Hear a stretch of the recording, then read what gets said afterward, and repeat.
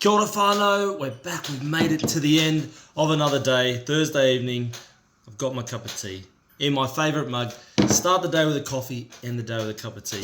You'll have a great day every day. We've just finished my under-9s training. We've got a gun little team set for the weekend. We've got our first game and I reckon they're going to kill it. Had a few dramas with the kids though this evening.